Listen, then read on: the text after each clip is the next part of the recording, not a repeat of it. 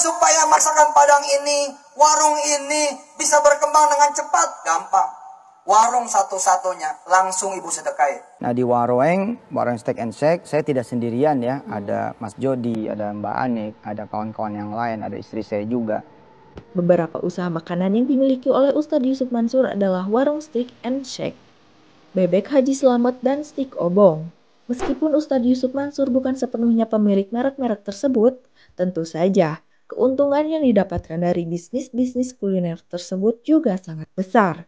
Dengan jumlah gerai yang berjumlah 200 unit, total nilai transaksi warung Steak and Shake, Bebek Haji Slamet, Steak Obong, dan lainnya bisa mencapai 500 miliar rupiah per tahun.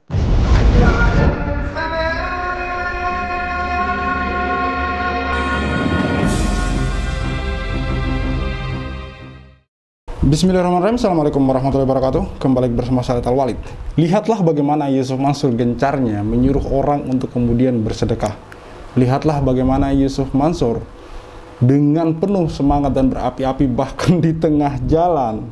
Ini bukan lagi berceramah ya menurut saya, ini seperti berorasi gitu.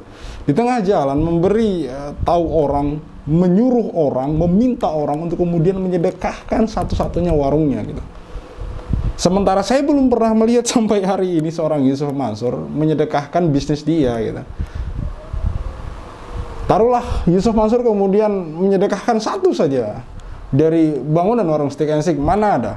Malah yang terdengar adalah sebuah rumah tahfiz diubah menjadi warung Steak and Shake.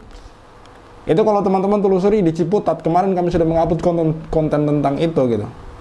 Bahwa di sana diduga kuat Yusuf Mansur kemudian mengubah yang namanya itu adalah sedekah wakaf untuk rumah tahfiz itu menjadi warung Steak and Shake.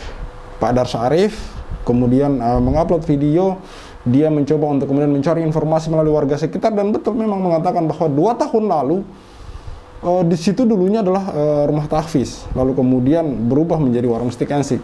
Jadi bagaimana cerita tentang Yusuf Mansur yang menyuruh orang untuk menyedekahkan warung, sementara dia sendiri mengubah rumah tahfiz menjadi warung steak. Boro-boro menyedekahkan satu warung steak, malah sebaliknya merubah fungsi rumah tahfiz yang tadinya pesantren menjadi sebuah bisnis kuliner. Ini kan aneh. Menyuruh orang berbuat kebaikan tapi sendirinya melenceng dari kebaikan itu sendiri, teman-teman. Mari kita simak orasi Yusuf Mansur menyuruh orang memberikan warungnya sementara dia sendiri pelit. Bagaimana supaya masakan Padang ini, warung ini bisa berkembang dengan cepat? Gampang. Warung satu-satunya, langsung ibu sedekahin. Udah, langsung sedekahin. Langsung. Insya Allah, bangkrut lo langsung. Kata siapa? Kata yang gak demen nama ilmu sedekah. Kamu punya warung satu-satunya kamu sedekahin. Mana otakmu? Bilang sama dia, kalau sedekah emang nggak pakai otak. Kalau sedekah pakai otak, nggak jadi sedekah. Orang satu-satunya warung kok disedekahin. Satu-satunya warung disedekahin. Ayo, anak-anak, terakhir nih, udah mau habis. Mana tangannya? Ayo, buka jarinya semua. Buka jarinya semua. Ada berapa tuh jarinya? 10. Sekarang tekuk satu yang kelingking tekuk satu. Tinggal berapa? Tinggal Sedekah satu warung akan kembali 10. Yang namanya sedekah, yang namanya kita beribadah itulah murni ikhlas untuk Allah Ta'ala, bukan kemudian kita mengingat-ingat dan menghitung-hitungnya, teman-teman. Ini ajaran Yusuf Mansur seperti apa gitu. Taruhlah kita ngikutin ajaran dia gitu. Lah mana Yusuf Mansur sendiri nggak praktekin kok. Yusuf Mansur sendiri pelitnya minta ampun kok. Nauzubillah pelitnya. Luar biasa, dipinjamin duit 5 juta aja nggak dikasih. Pak Fatur Rahman yang menyedekahkan mobilnya ke Yusuf Mansur, lalu kemudian ketika dia bangkrut hendak meminjam duit untuk biaya kuliah anaknya cuma 5 juta saja, teman-teman, nggak dikasih sama Yusuf Mansur. Ada chat aninya, bukti chatnya, nggak dikasih sama Yusuf Mansur. Boro-boro menyedekahin warung Steak and Shake. Jadi orang ini tuh menyuruh orang untuk bersedekah. Yang pertama, ini bersedekah kemana dulu gitu? Ke dia kah atau kemana gitu?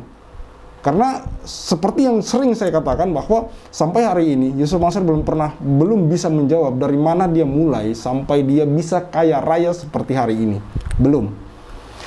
Saya bertemu dengan beberapa pengusaha yang alhamdulillah hari ini sukses. Ketika bercerita dengan mereka, kita asik dan seru mendengar cerita mereka gitu. Pengalaman mereka membangun bisnisnya dari nol. Tapi apakah Anda pernah mendengar Yusuf Mansur bercerita tentang bagaimana dia bersusah payah membangun bisnisnya dari nol?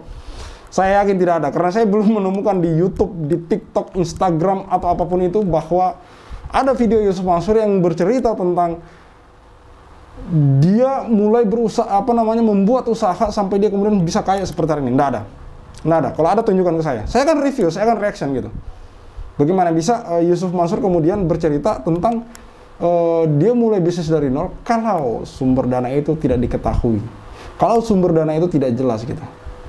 Kalau ada sesuatu hal yang mencurigakan di mana Yusuf Mansur berkali-kali membuat bisnis bersama umat dan berkali-kali juga mengalami kegagalan, teman-teman. Ini kan satu keanehan yang nyata menurut saya, dan bodohnya kita luput dari itu semua, teman-teman. Cuek dengan itu semua, acuh dengan itu semua. Ini pesan kepada orang-orang yang berwenang, yang kemudian mempunyai hak, mempunyai power untuk sebenarnya bisa mengurusi masalah ini gitu. Anda juga ikut bertanggung jawab gitu, karena mendiamkan masalah ini, masalah yang begitu penting. Ini menyangkut ratusan bahkan bisa ribuan umat, teman-teman. Hak mereka ada di sana. Hak mereka ada di tangan orang yang tidak amanah, teman-teman. Bagaimana bisa ketika Yusuf Mansur sibuk menyuruh orang untuk bersedekah sementara dirinya sendiri tidak pernah terlihat gitu. Sudah berapa kali saya menantang Yusuf Mansur untuk menolkan asetnya seperti ajarannya selama ini gitu. Seperti yang sering dia katakan kepada setiap orang, seperti yang dia sering katakan di waktu lalu di setiap ceramahnya, nolkan rekening Anda, saya demen banget Maulid. Mana gitu loh, mana buktinya Yusuf Mansur nolkan asetnya, nolkan rekeningnya, mana? Di mana? Di mana? Mengembalikan hak-hak orang yang jelas-jelas saja. Ngos-ngosan, teman-teman, seolah-olah udah paling miskin di dunia, padahal aset dari warung Stick and Stick itu ngeri. Ratusan juta, bahkan bisa miliaran, teman-teman. Mari kita simak video berikut.